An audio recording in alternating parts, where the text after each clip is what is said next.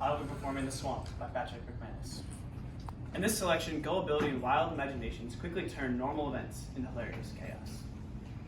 We had just been strong from 8th grade for the summer. To celebrate, Bertie Thompson and I talked the old woodsman, Rancid Crabtree, and taken us fishing on Pack River.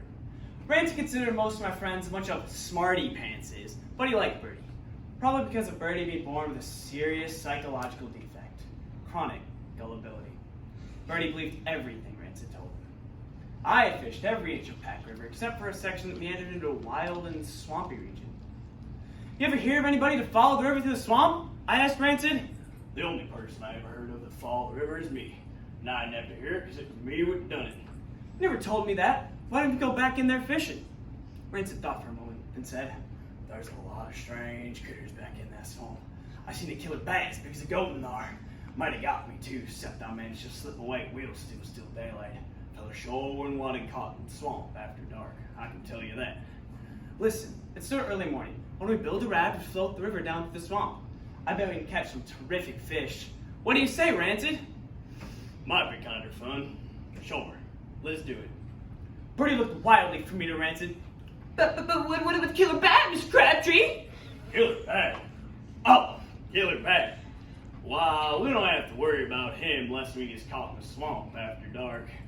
As I recollect, it only takes 3 or 4 hours to float down the river to the road. We'll be out of the swamp no later than noon. Rancid's predictions had a way of sending chills down my spine. I didn't for an instant believe his story about the killer bat, but just on principle I didn't want to be caught in the swamp after dark. It's still only about 8 in the morning, however. Rancid's predictions had a margin of error of approximately 8 hours of daylight. I knew there was no way we wouldn't be through the swamp before sundown. Immediately after sundown, one of the first things I noticed about the swamp was that it had become excessively creepy. We'd been lost for hours. Good grief, Bertie! Did you stop your moaning? It's getting on my nerves. We're never gonna find a way out here. I just know it! Huh? What'd you say? I must have drifted off on our first spell. You fellas got any idea what incarnation we is? Bertie raised his ear moaning by 2 octaves. I'm gonna die in this super swamp! I just know it! For the first time that day, I thought Bertie might have a point. Our problem was how to find the main channel. Rancid croaked through a haze of gnats. I think you ought to go in the big dark shadow over there. Which dark shadow? Great big. One shaped like a barn. Bertie and I pulled our way through the shadow shaped like a barn. Suddenly, we detected some sort of current in the water. Maybe we've hit the main channel! I told you I knew what I was doing. We felt our way, we pulled into the shadow, feeling our way through the low-hanging branches. Same Mr. Crabtree, but we're in the swamp, so kill a bat as big as a goat! Killer bat? Oh, killer bat. Well, I can't really say where it was. Might have been right near here. Area looks kind of familiar. Oh, come on, Bertie. You'll believe anything anybody tells you. There's no such thing as a killer bat as big as a goat. Is too. Is not. Is. Mr. Crabtree saw it! There. It proves it. And it was a fearsome looking critter too. I can tell you that. I sure hope he don't notice us. We glided swiftly and smoothly along, the current helping carry the raft. It seemed Rancid was working on a ratio of 1 stroke of his pole to every 3 of mine. In fact, sometimes such a long duration between strokes of his pole, I assumed he was catching himself a quick snooze.